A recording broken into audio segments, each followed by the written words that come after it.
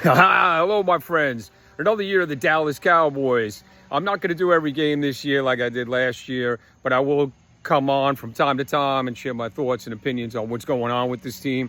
A lot of stuff is happening in the offseason. I'm going to dive into something right now. The whole Micah Parsons thing. Did I want to see Micah Parsons go? Absolutely not. The guy's a beast. He's shown it through 2 games with Green Bay already. I mean, Jerry, what the fuck were you thinking, man? You have an elite pass rusher, and Jerry usually doesn't do this kind of shit. But Jerry's got a big ego, and what happened was he should have signed Parsons at the end of last season. You know, before everything started or whatever, before they got into the draft and everything, he should have signed him, locked him up, and it probably wouldn't have cost him as much as it was going to cost him now. Because what happened was, all the other guys started getting their contracts. TJ Watt, so all of a sudden, price keeps going up. Now, Jerry supposedly made him an offer or whatever, and, he thought it was binding. Jerry's got a big ego or whatever, and he sat down and probably thought, okay, Mike is okay with this. Went to the agent. Agent was like, no, we're going to negotiate. We want more money than this. And at that point, it was on. Jerry's ego felt, he felt disrespected or whatever the hell was going on in that brain of his, but there was no way that Jerry was going to pay him $47 million. I mean, the Green Bay Packers, that's crazy. You're going to pay a guy $47 million, and I get it. Parsons is a sick talent or whatever, but Jerry was not going to go to that number, and he couldn't.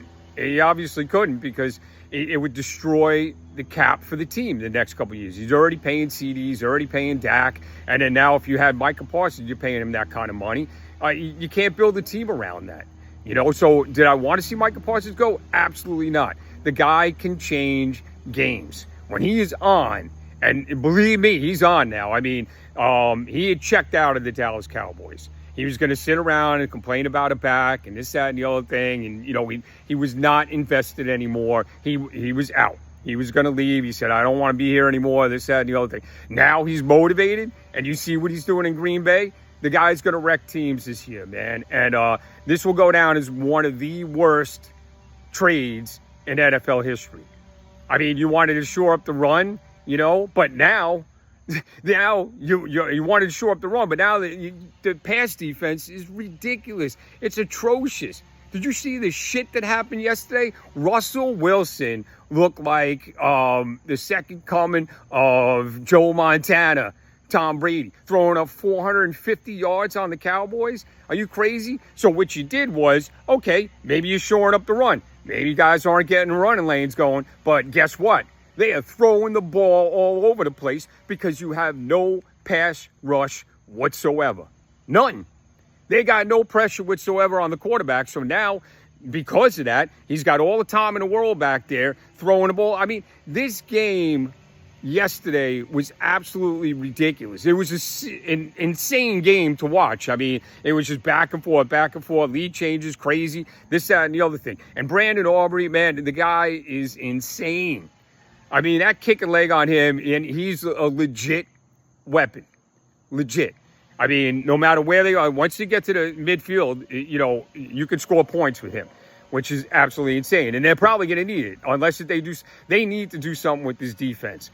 Offensive-wise, they'll be okay. I mean, CeeDee Lamb, George Pickens getting involved, Javonte Williams looking good running the ball. They'll be fine on offense. But if you do not fix this defense, this team will not go far this year. They almost had a chance to beat Philly or whatever if it wasn't for CeeDee dropping some balls and Miles Sanders fumbling. Okay, so they played better against Philly. I will say that. But against Giants, a team that I absolutely hate, the New York Giants. We all know that, and I live here in New York, but I've been a Dallas Cowboy fan my entire life. The problem that I see is if you cannot get a pass rush, you're going to have a hard time winning games with the offense. The offense will put up the numbers or whatever, but if that defense is not stopping people from making big plays. I mean, there was literally seconds left in this game, and how do you let Malik Neighbors get behind the defense? I mean, Russell Wilson just chucked it. I mean, come on, man. If there was a pass rush going on, they probably sack Russell Wilson. The game is ended there. Or at least they put pressure on him, and he's got to throw that ball maybe early or whatever. But this was an absolute train wreck on the defensive side of the ball. Now, they just signed Davion Clowney or whatever, bringing him in. I mean, the guy's been around a long time. He'll get some pressure and stuff like that.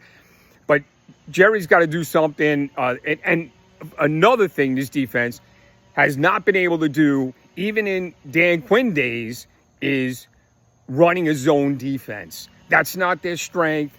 That's a weakness for them. They get beaten zone all the time. I saw it last year. I saw it the year before. And now this year. They need to play more man coverage where you one-on-one. And I understand, Deron Bland's out right now. But you better fix this thing or this team is not going far. I guarantee it. And the Green Bay Packers right now with Micah Parsons, to me, that's the best team in the NFC right now. Better than the Eagles, better than anything. Like they're on fire. They're a young team. And the way they dismantled Detroit and the way they just beat up on Washington, man, they're a team to watch out. And believe this, I will be back on to talk about that Green Bay game, which is coming up not next week, but the week after. So stay tuned, my friends. I hope you feel the same thought, you share the same thoughts that I do, and I hope they change this stuff around and we get a meaningful season out of the Cowboys this year.